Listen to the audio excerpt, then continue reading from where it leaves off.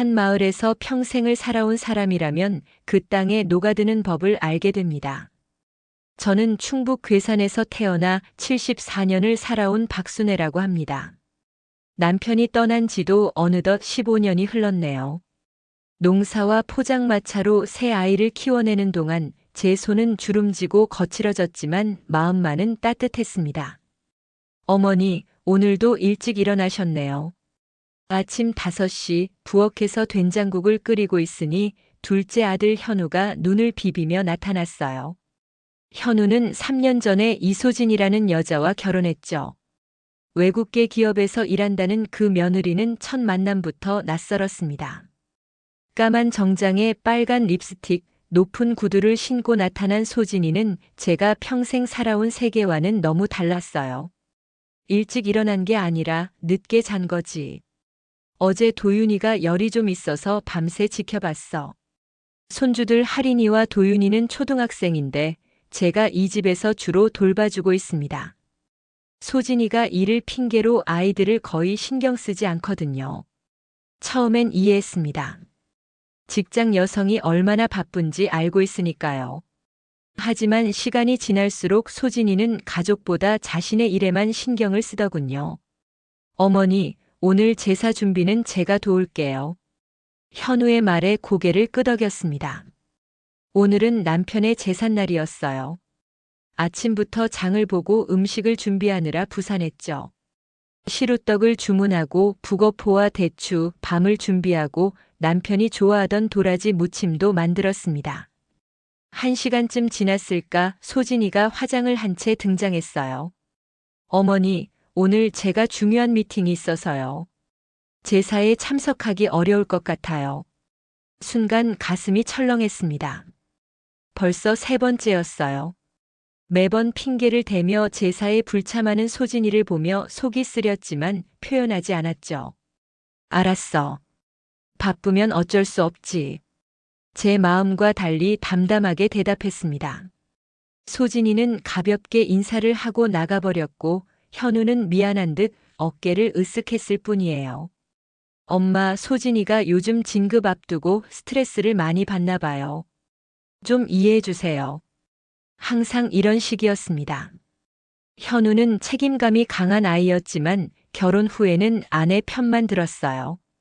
어쩌면 제가 너무 많은 것을 바라는 건지도 모르겠습니다. 하지만 가족의 중요한 행사에 빠지는 것은 제게는 이해하기 어려운 일이었죠.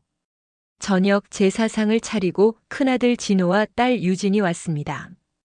진호는 수도권 대기업 부장으로 바쁘지만 가족 행사는 절대 빠지지 않았어요. 유진이는 미용사로 일하며 따로 살고 있었죠. 소진이의 빈자리가 눈에 띄었지만 아무도 언급하지 않았습니다. 제사를 지내고 식사를 하는데 손주 하린이가 물었어요. 할머니, 엄마가 말했는데 제사가 왜 필요해요? 옛날 방식이라고. 순간 숟가락을 든 손이 멈칫했지만 애써 미소를 지었습니다. 하린아, 제사는 돌아가신 분들을 기억하고 감사하는 마음을 표현하는 거란다. 하지만 마음 한구석이 아팠습니다. 소진이가 아이들에게 우리 가족의 전통을 어떻게 이야기하고 있는지 엿볼 수 있었으니까요. 그날 밤 남편의 사진을 보며 한참을 울었습니다. 우리가 함께 지켜온 가정이 이렇게 변해가는 모습이 너무 슬펐어요. 여보, 나 잘하고 있는 걸까요? 때론 견디기 힘들어요. 이틀 후 아침이 밝았습니다. 평소처럼 일찍 일어나 아이들 도시락을 준비하고 있었어요. 반찬통에 넣을 멸치볶음이 모자라 냉장고를 열었더니 제가 이틀 전에 만들어둔 나물이 눈에 띄었습니다. 손으로 만져보니 약간 끈적거리는 느낌이 났죠. 여름이라 금방 상하는 음식이라 내키지 않아 쓰레기통에 버렸어요. 어머니, 그거 뭐 하시는 거예요? 뒤에서 들려온 날카로운 목소리에 깜짝 놀랐습니다. 소진이가 화장도 안 한 얼굴로 서 있었어요. 아, 이틀 지난 나물이라 버리는 거야. 제가 어제 저녁에 먹으려고 남겨둔 건데요. 왜 함부로 버리세요? 소진이의 목소리가 점점 높아졌습니다. 저는 당황스러웠어요. 소진이가 남겨둔 음식인 줄 몰랐거든요. 미안해. 상한 것 같아서. 상한 건지 어떻게 아세요? 제 음식에 손대지 마세요. 정말 답답해요. 소진이는 화가 나 있었고 마침 깨어난 아이들이 주방으로 들어왔어요. 하린이와 도윤이는 엄마와 할머니의 언쟁을 보며 눈을 동그랗게 떴습니다.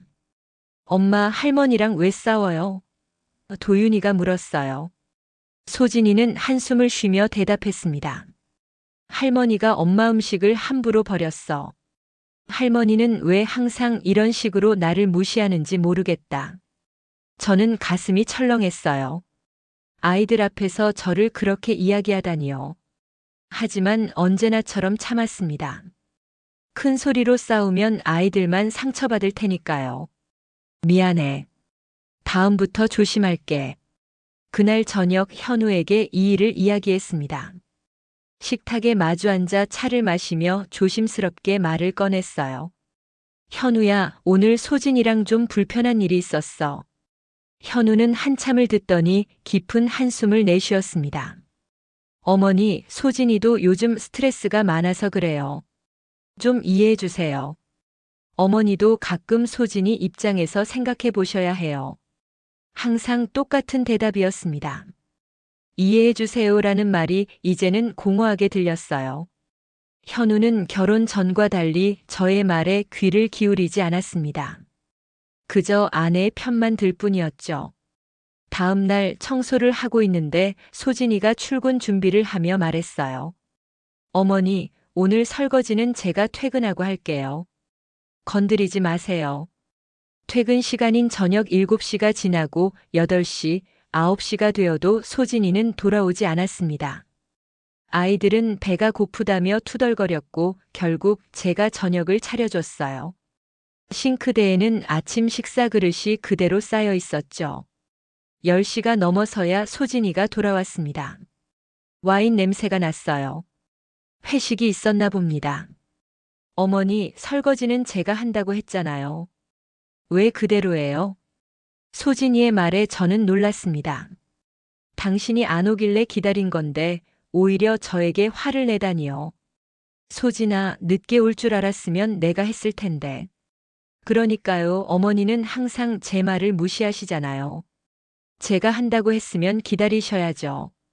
그 말을 들으니 속에서 무언가가 부글부글 끓어올랐습니다. 74년을 살면서 쌓인 인내심이 조금씩 무너지는 것 같았어요. 며칠 후 허리 통증으로 병원에 다녀왔습니다. 의사는 무리하지 말고 쉬라고 했어요. 하지만 집에 돌아오니 집안일은 그대로였습니다. 소진이는 자기 방에만 있었고 현우는 야근이라며 늦게 들어온다고 했죠. 소파에 앉아 잠시 쉬고 있는데 하린이가 다가왔어요. 할머니, 엄마가 그러는데 할머니는 왜 항상 불평만 하세요? 순간 가슴이 찔렸습니다. 제가 언제 불평을 했다고 그런 말을 들어야 할까요? 소진이가 아이들에게 저를 어떻게 이야기하는지 알 수 있었어요. 할머니가 언제 불평했니? 엄마가 그러는데 할머니가 옛날 방식만 고집하고 엄마를 힘들게 한대요. 눈물이 핑 돌았지만 손주 앞에서 울지 않으려 꾹 참았습니다. 이런 식으로 가족 간의 틈이 벌어지는 것이 너무 슬펐어요. 그날 밤 베개를 꼭 껴안고 울었습니다. 제가 평생 지켜온 가정이 사랑했던 아들이 이제는 저를 외롭게 만든다는 생각에 가슴이 아팠어요. 하지만 아직은 참아야 했습니다. 가족을 위해서, 특히 아이들을 위해서 말이죠. 여보, 내가 조금만 더 참을게요. 하지만 언제까지 참아야 할지 모르겠어요. 남편의 사진을 보며 중얼거렸습니다. 이 고통이 언제 끝날지, 그리고 과연 이 인내가 올바른 선택인지 의문이 들었어요. 하지만 아직은 조금만 더 참아보기로 했습니다. 다음 날도 변함없는 일상이 계속되었습니다. 하지만 제 마음속에는 작은 균열이 생기고 있었어요. 인내심의 끝이 보이기 시작했으니까요. 어느 날 아침 평소처럼 일찍 일어나 부엌으로 향했습니다. 허리가 여전히 아팠지만 아이들 아침은 챙겨야 했으니까요. 싱크대를 보니 어제 저녁 그릇들이 그대로 쌓여 있었어요. 소진이가 또 설거지를 안 한 모양입니다. 한숨이 절로 나왔지만 묵묵히 앞치마를 둘렀어요. 어머니, 오늘도 일찍 일어나셨네요. 뒤에서 소진이의 목소리가 들렸습니다. 평소보다 일찍 준비를 마친 듯 했어요. 응, 아이들 도시락 준비해야 하니까. 어머니, 그 설거지는 제가 할 거예요. 어제 너무 피곤해서. 매번 같은 말이었습니다. 하지만 결국 저에게 남겨지는 일들이었죠. 애써 웃으며 대답했어요. 괜찮아. 내가 할게. 아니에요. 제가 한다니까요. 어머니는 왜 항상 제 말을 무시하세요? 소진이의 목소리가 갑자기 높아졌습니다. 이제는 익숙한 패턴이었어요. 처음에는 미안하다며 부탁하다가 제가 해주면 오히려 화를 내는 방식이었죠. 소진아, 내가 바쁘니까 내가 도와주는 거야. 도와달라고 한 적 없어요. 어머니는 항상 이런 식이에요. 제 영역을 침범하시고 제가 뭐라고 하면 무시하시고 점점 격해지는 소진이를 보며 가슴이 아팠습니다. 제 마음을 어떻게 하면 알아줄까요? 저는 그저 도움을 주고 싶었을 뿐인데. 소진아, 나도 이 집의 가족이야. 내가 할 수 있는 일을 하는 건데 왜 그렇게 화를 내니? 처음으로 제 감정을 조금 드러냈습니다. 소진이는 눈을 크게 뜨더니 더 큰 소리로 말했어요. 맞아요, 어머니도 가족이에요. 하지만 이건 제 집이고 제 주방이라고요. 뭐라고? 순간 숨이 멎는 것 같았습니다. 소진아, 이 집은 현우와 내가 사는 집이지만 나도 함께 살고 있어. 함께 사는 가족으로서 서로 배려하고 돕는 게 맞지 않을까? 어머니가 무슨 배려를 하신다는 거예요? 제 공간에 계속 간섭하시고 제 방식을 무시하시고 언성이 점점 높아졌습니다. 이 순간 아이들이 잠에서 깨어 부엌으로 나왔어요. 엄마, 할머니, 왜 싸워요? 도윤이가 겁에 질린 눈으로 물었습니다. 소진이는 아이들을 보더니 갑자기 태도를 바꿨어요. 아니야, 엄마랑 할머니가 좀 이야기하는 거야. 너희 먼저 씻고 와. 아이들이 돌아가자 소진이는 다시 저를 노려봤습니다. 어머니, 이제 그만해요. 설거지는 제가 할 테니 비키세요. 그런데 소진이가 갑자기 제 앞치마를 잡아당겼어요. 순간 균형을 잃고 뒤로 넘어졌습니다. 쿵 하는 소리와 함께 바닥에 엉덩방아를 찧었죠. 아, 고통이 엉덩이에서 허리까지 번졌습니다. 어머니, 소진이도 놀란 표정이었어요. 일부러 그런 게 아니에요. 어머니가 비키지 않으셔서. 제 비명소리에 아이들이 달려왔고 현우도 급하게 방에서 나왔습니다. 엄마, 무슨 일이에요? 현우가 허둥지둥 다가왔어요. 할머니가 넘어졌어요. 할인이가 울먹이며 말했습니다. 현우는 제 상태를 확인하더니 병원에 가자고 했어요.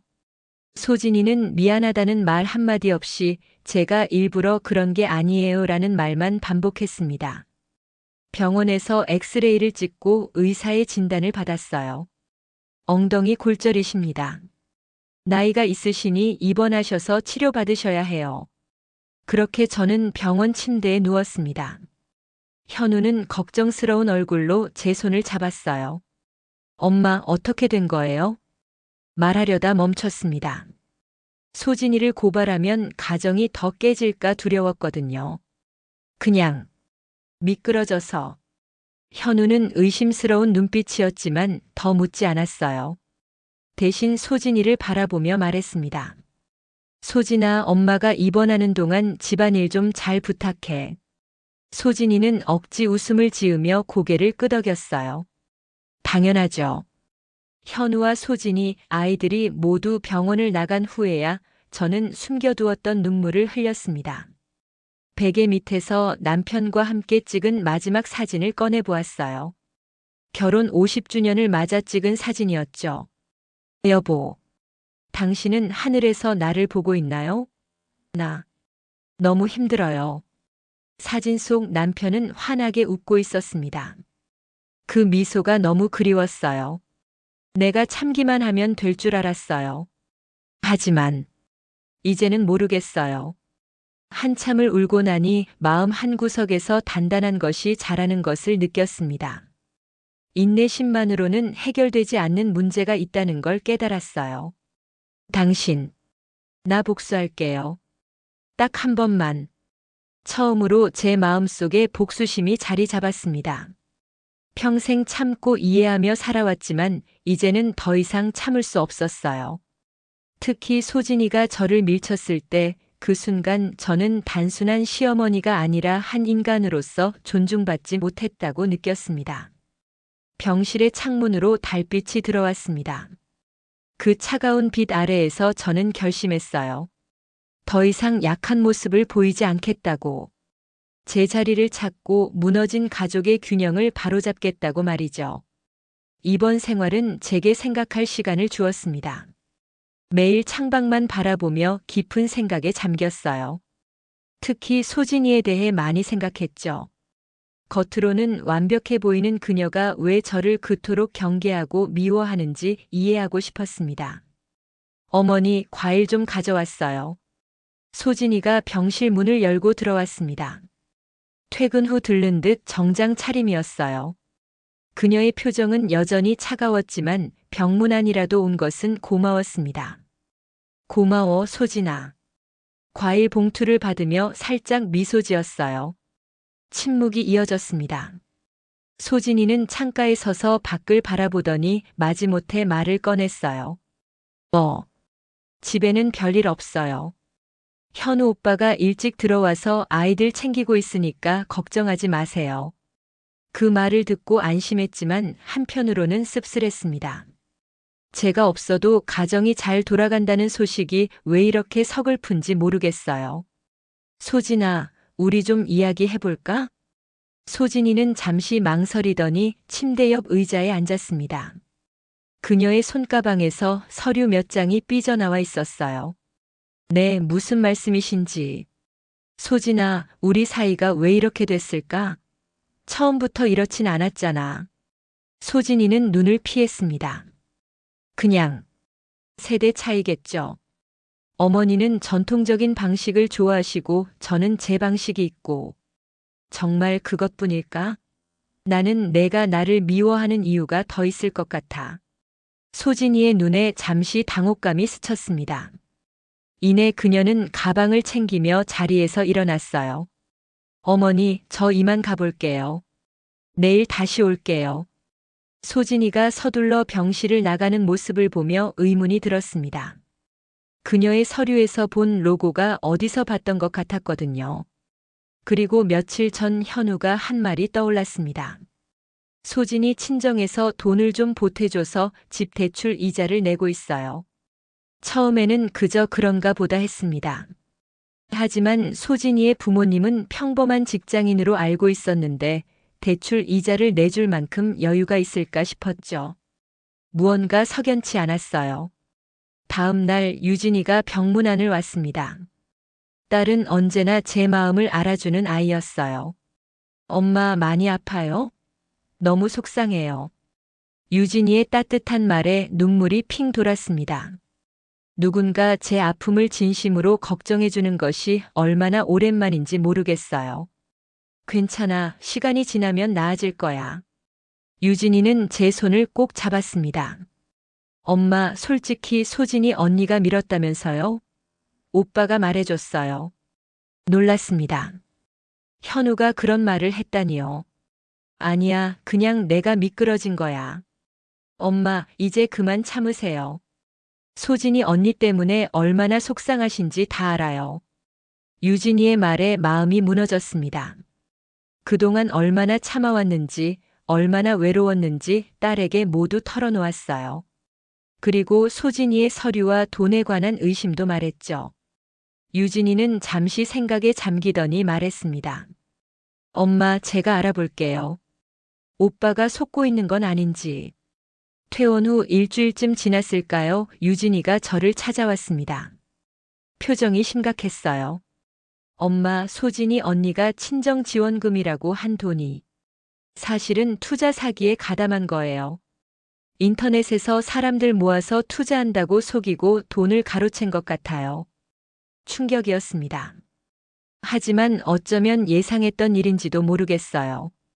소진이가 저를 경계했던 이유, 항상 서류를 숨기려 했던 이유가 이것이었나 싶었습니다. 증거가 있니?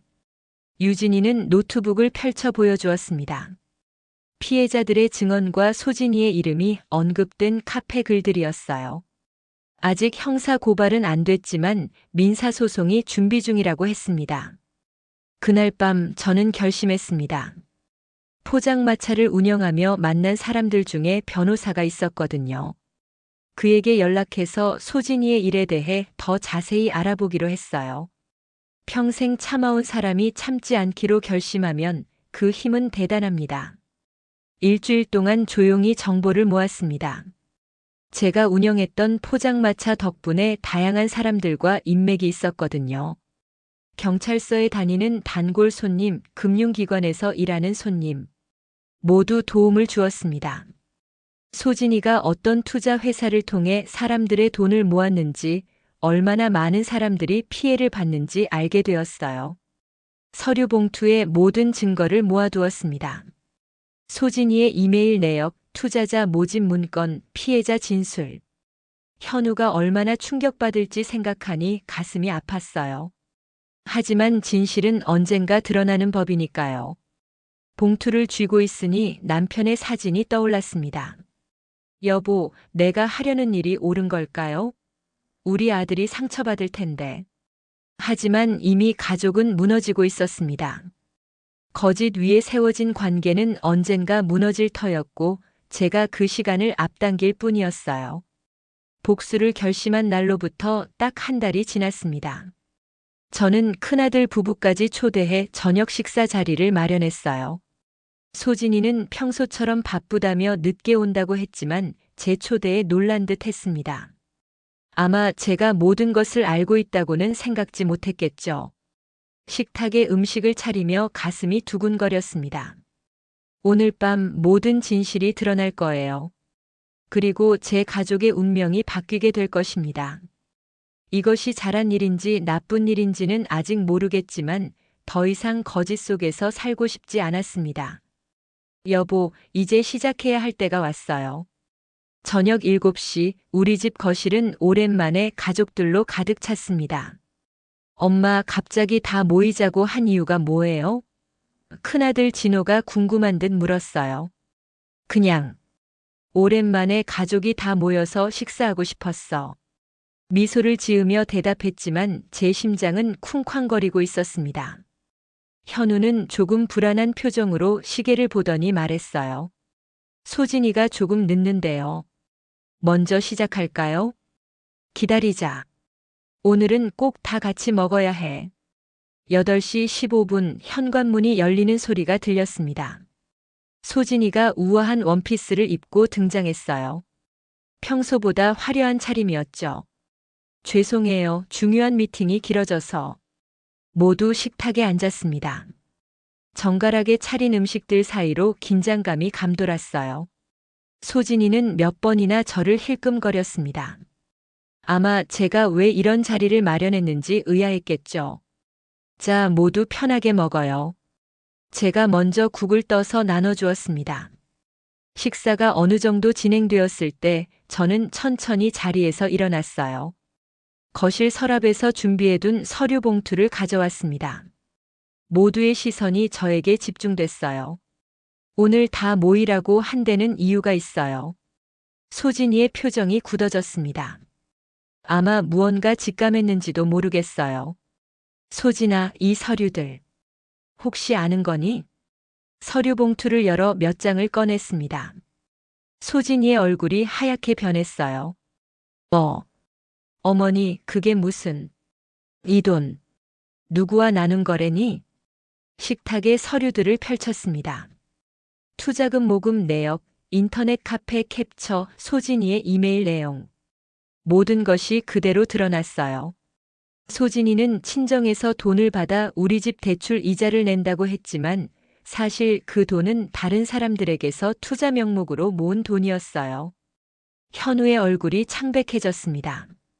무슨 소리예요, 엄마? 소진아, 이게 무슨 일이야? 소진이는 말을 잇지 못했어요. 손가락이 떨리고 있었습니다. 소진아, 나는 내가 왜 나를 그렇게 경계했는지 이제 알 것 같아. 내가 이 사실을 알까봐 두려웠던 거지. 진호가 서류를 살펴보더니 심각한 표정으로 말했어요. 이거 투자 사기인데? 소진이 씨, 이게 다 사실이에요? 아, 아니에요. 그게 아니라. 소진이의 목소리가 떨렸습니다. 저는 그냥 투자를 소개해 준 것뿐이에요. 제가 사기를 친 게 아니라. 현우는 혼란스러운 표정으로 서류를 넘겨보더니 소진이를 바라봤어요. 소진아, 이게 다 뭐야? 친정에서 도와준다고 했잖아. 소진이의 눈에서 눈물이 흘렀습니다. 오빠, 사실은 우리 집에 돈이 없었어요. 대출 이자도 못 내고 카드빚도 있고 너무 막막해서. 식탁에 침묵이 내려앉았습니다. 딸 유진이는 고개를 숙이고 있었고 진호는 여전히 서류를 살펴보고 있었어요. 그럼 지금까지 우리 집에 들어온 돈은 다. 현우의 목소리가 떨렸습니다. 다른 사람들을 속여서 얻은 돈이에요. 제가 마무리했어요. 소진아, 그동안 얼마나 많은 사람들이 피해를 봤니? 소진이는 갑자기 벌떡 일어났습니다. 눈물범벅이 된 얼굴로 외쳤어요. 다 어머니 때문이에요. 어머니가 자꾸 간섭하고 제 영역을 침범하고. 제가 왜 이렇게 됐는지 아세요? 어머니가 나를 계속 압박해서. 현우가 소진이의 어깨를 잡았어요. 소진아, 진정해. 엄마가 뭘 어쨌다고 내가 이런 일을 저질렀어? 오빠는 모르잖아요. 어머니가 얼마나 저를 힘들게 했는지. 매일매일 감시하고 제 방식을 무시하고. 진호가 말을 끊었습니다. 소진이 씨, 이건 변명이 안 돼요. 사람들 돈을 가로채고 우리 엄마를 탓하는 건 말이 안 됩니다. 소진이는 흐느끼며 자리를 박차고 나갔습니다. 현우는 잠시 망설이더니 그녀를 쫓아갔어요. 자리에 남은 우리는 한동안 아무 말도 하지 못했습니다. 제가 꿈꾸던 복수는 이런 모습이 아니었어요. 승리감보다는 공허함이 밀려왔습니다. 엄마, 괜찮으세요? 유진이가 제 손을 잡았어요. 응, 괜찮아. 하지만 정말 괜찮은지 저도 확신할 수 없었습니다. 진호는 서류를 정리하며 말했어요. 엄마, 이건 심각한 일이에요. 소진이 씨가 법적 처벌을 받을 수도 있어요. 알아. 하지만 내가 원한 건 그게 아니었어. 그럼 엄마는 뭘 원하셨어요? 제 마음속 답을 찾지 못했습니다. 복수? 인정? 존중? 아니면 그저 평화로운 가정? 그날 밤 집은 어색한 침묵에 휩싸였습니다. 현우와 소진이는 방에서 나오지 않았고 진호와 유진이는 각자의 집으로 돌아갔어요. 저는 침대에 누워 천장을 바라보았습니다. 여보, 내가 잘한 걸까요? 이게 정말 옳은 일이었을까요? 남편의 사진을 보며 중얼거렸습니다. 복수는 해냈지만 마음은 오히려 더 무거워졌어요. 가족의 틈은 더 깊어진 것 같았습니다. 창밖으로 보이는 달빛이 차갑게 느껴졌어요. 복수의 달콤함은 순간이었고 남은 건 쓰라린 뒷맛뿐이었습니다. 다음 날 아침 집은 무거운 정적에 휩싸여 있었습니다. 현우와 소진이의 방문은 굳게 닫혀 있었고 아이들조차 평소보다 조용했어요. 부엌에서 혼자 아침을 준비하며 어젯밤 일을 곱씹었습니다. 할머니. 뒤를 돌아보니 도윤이가 잠옷 차림으로 서 있었어요. 평소보다 작고 움츠러든 모습이었죠. 도윤아, 일찍 일어났구나.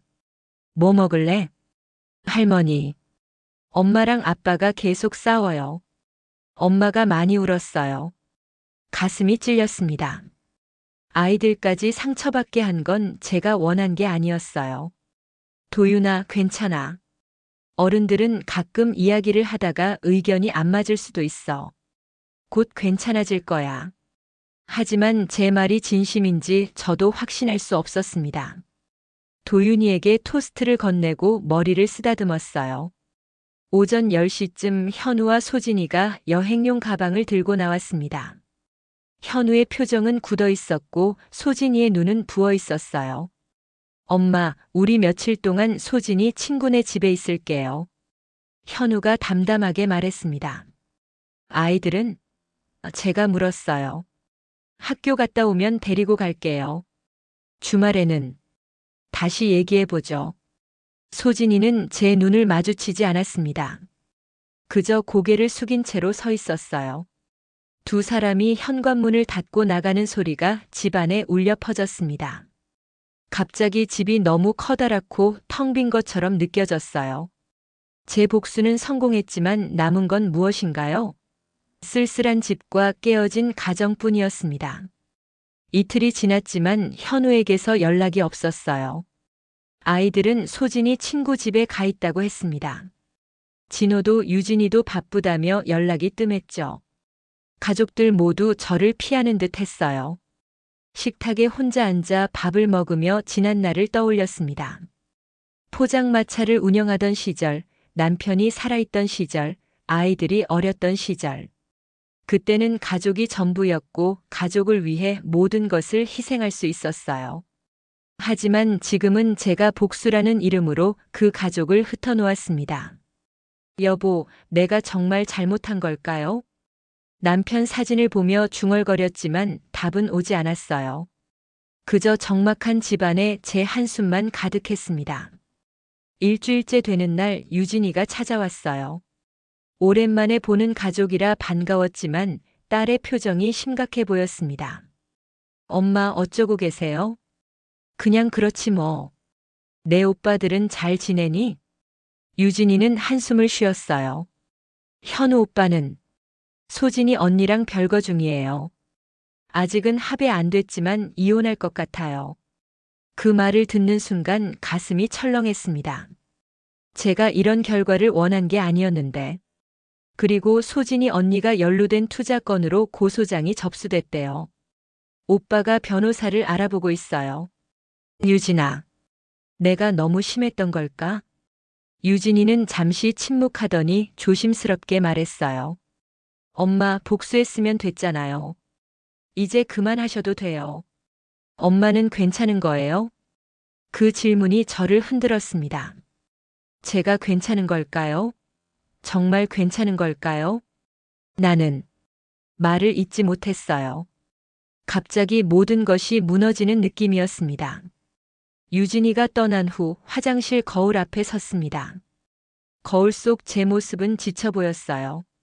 주름진 얼굴, 슬픔이 가득한 눈. 나는 괜찮지 않아. 너무 지쳤어. 처음으로 제 감정을 인정했습니다. 복수는 제게 승리감이 아닌 공허함을 안겨주었어요. 가족을 지키려던 마음이 오히려 가족을 잃게 만들었습니다. 그날 밤 텅 빈 집에서 제 방 침대에 누워 천장을 바라보았어요.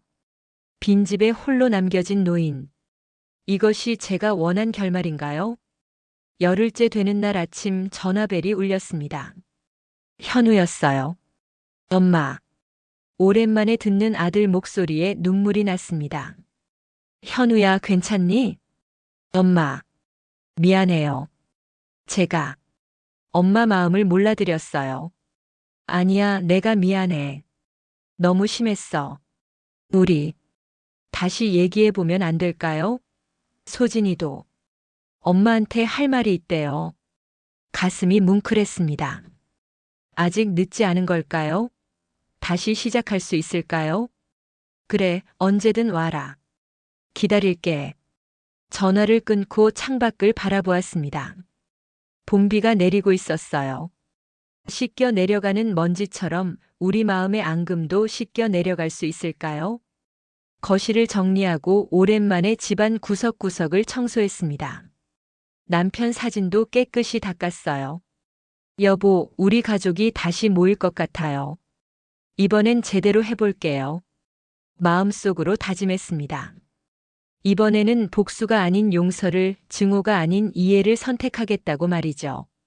쉽지 않겠지만 가족을 위해 노력할 가치가 있었습니다. 다음 날 오후 현관 초인종이 울렸습니다. 가슴이 두근거렸어요. 문을 열자 현우와 소진이가 서 있었습니다.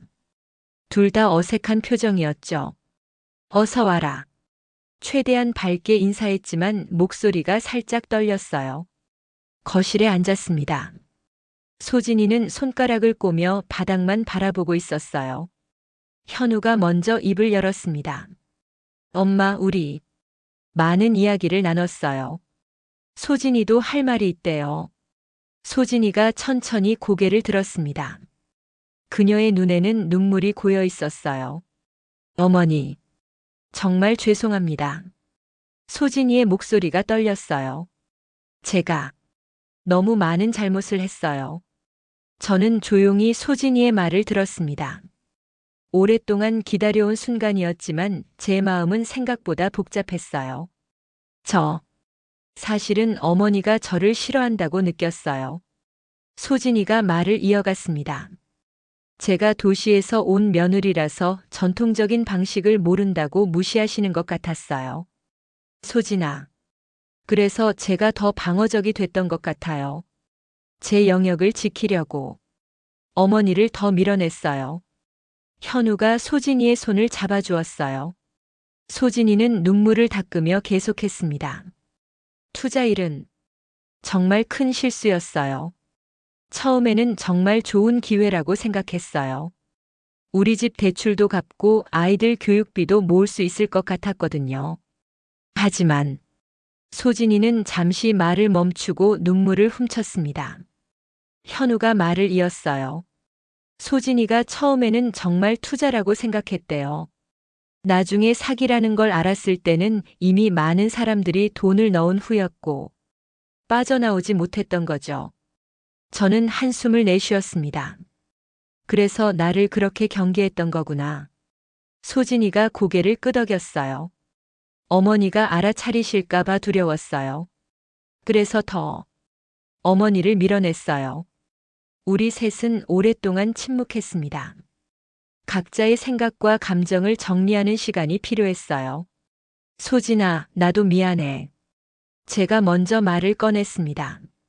나도 내 입장을 이해하려 노력하지 않았어. 내 방식만 옳다고 생각했던 것 같아.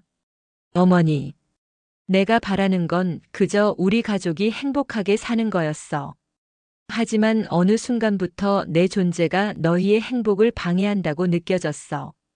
현우의 눈에 눈물이 고였습니다. 엄마, 그런 거 아니에요. 제가 엄마 마음을 헤아리지 못했어요.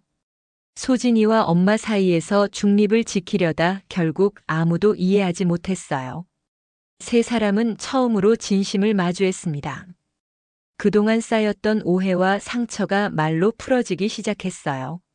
앞으로 어떻게 할 거니? 조심스럽게 물었습니다. 현우가 깊은 숨을 내쉬었어요. 일단, 소진이 잃은 변호사와 상담 중이에요. 최대한 피해자들에게 돈을 돌려주려고 해요. 소진이가 덧붙였습니다. 제가 모았던 돈은 거의 다 돌려줬어요. 남은 건 시간이 좀 걸리겠지만 책임지려고 해요. 그리고 현우가 망설이더니 말했어요. 사실 회사에서 어려움이 있어요. 소진이 일이 회사에 알려지면서 해고당할 위기예요. 소진이가 현우의 말을 마무리했습니다. 가슴이 아팠습니다. 모든 것이 제 복수에서 시작된 것 같아 죄책감이 들었어요. 미안해. 내가 이렇게까지 될 줄은 몰랐어. 현우가 고개를 저었습니다. 엄마 잘못 아니에요. 우리가 처음부터 솔직했어야 했는데. 우리는 오랜 시간 이야기를 나눴습니다. 솔직하게 진심으로요. 서로의 아픔과 오해를 풀어가는 과정이 쉽지는 않았지만 처음으로 진정한 대화가 오갔어요. 어머니. 소진이가 조심스레 말을 꺼냈습니다. 우리가 다시 시작해도 될까요? 그 질문에 제 마음이 따뜻해졌어요. 그럼 소진아, 다시 시작하자. 세 사람은 눈물 속에서 미소 지었습니다. 완전한 용서와 화해까지는 시간이 필요하겠지만 첫 걸음을 내딛는 순간이었어요. 현우와 소진이가 돌아가기 전 소진이가 제게 다가와 조심스럽게 안았습니다. 처음으로 느끼는 며느리의 포옹이었어요. 어색했지만 따뜻했습니다. 다음 주부터 아이들 데리고 돌아올게요. 괜찮으시죠? 현우가 물었어요. 그럼 너희가 원할 때 언제든지 와. 이 집은 항상 너희 집이니까. 문을 닫고 혼자 남았지만 이번에는 외로움이 느껴지지 않았습니다. 희망이 보였으니까요. 남편 사진을 바라보며 미소 지었어요. 여보, 우리 가족이 다시 모이게 될 것 같아요. 이번엔 제대로요. 창밖으로 노을이 지고 있었습니다. 붉은 하늘이 마치 새로운 시작을 알리는 것 같았어요. 복수의 끝에서 만난 용서. 이것이 진정한 승리가 아닐까 생각했습니다. 아침 5시 평소처럼 일어나 부엌으로 향했습니다. 하지만 오늘은 기분이 달랐어요. 따뜻한 희망이 가슴속에서 피어나고 있었거든요. 현우와 소진이 그리고 아이들이 오늘 돌아온다고 했습니다. 창밖으로 보이는 새벽빛이 유난히 아름다웠어요. 세수를 하고 거울을 보니 주름진 얼굴에도 생기가 돌았습니다. 74년을 살아온 제 인생에서 오늘은 새로운 시작이 될 것 같았어요. 전화가 울렸습니다. 현우였어요. 엄마 일어나셨어요? 그럼 난 항상 일찍 일어나지. 저 회사에서 연락이 왔어요. 결국 해고됐어요. 순간 가슴이 철렁했습니다. 이제 현우 가족은 어떻게 살아갈까요? 현우야. 많이 속상하겠구나. 괜찮아요, 엄마. 예상했던 일이니까요. 일단 오늘 집에 돌아가서 앞으로 어떻게 할지 생각해 볼게요.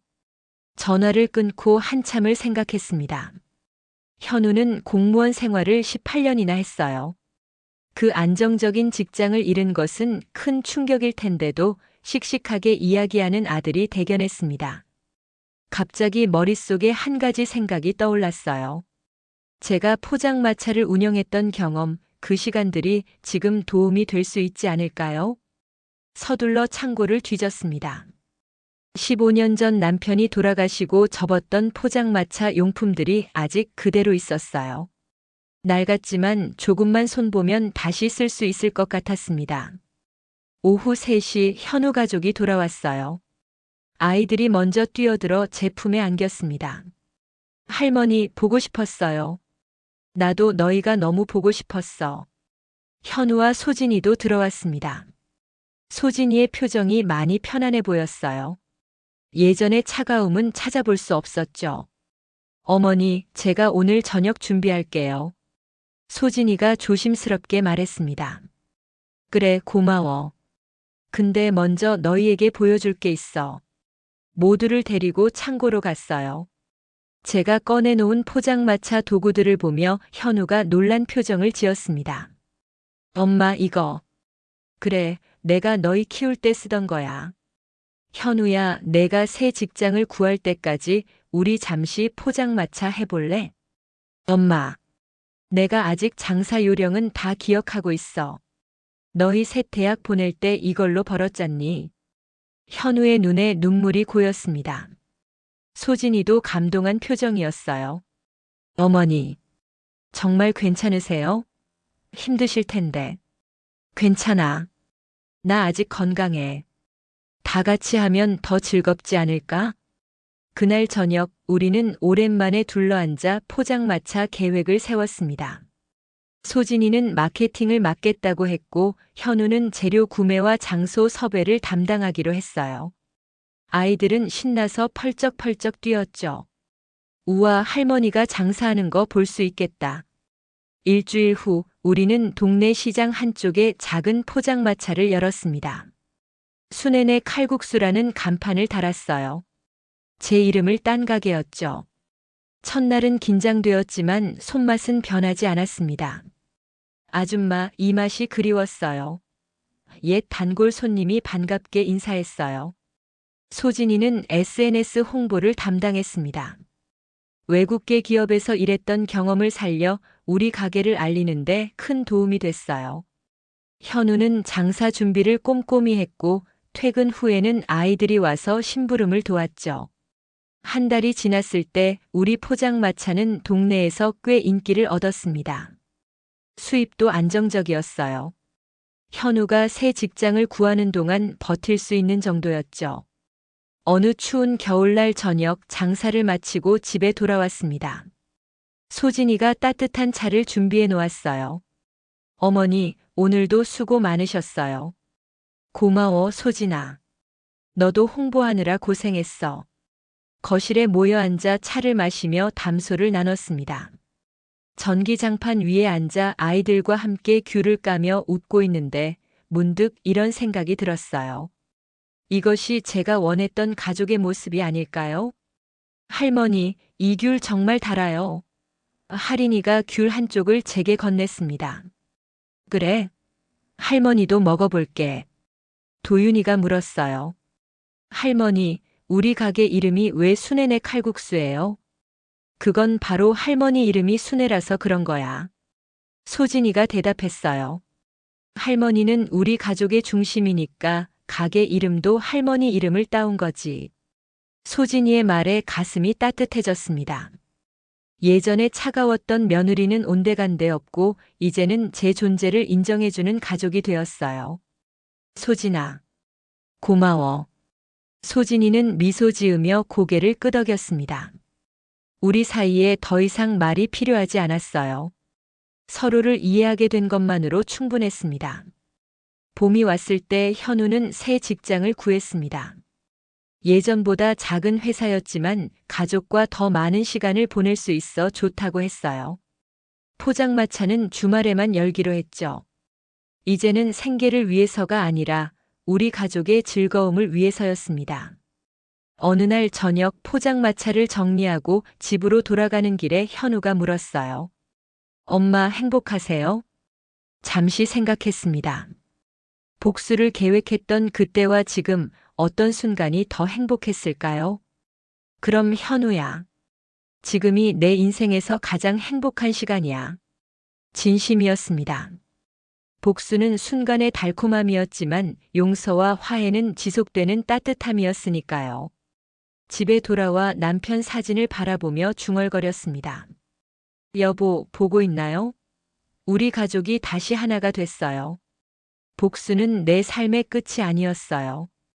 가족은 결국 돌아오는 것이었어요. 창밖으로 밤하늘의 별이 반짝였습니다. 그 별빛처럼 제 마음속에도 평화와 행복이 깃들어 있었어요. 74년을 살며 배운 가장 큰 교훈은 결국 가장 중요한 것은 가족이라는 것이었습니다. 그리고 진정한 강함은 복수가 아닌 용서에 있다는 것도요. 전기장판 위에서 손주들과 함께 웃는 이 순간, 저는 제 인생이 참 아름답다고 생각했습니다. 모든 고통과 눈물을 지나 다시 찾은 가족의 품. 이것이야말로 제가 평생 지키고 싶었던 보물이었습니다.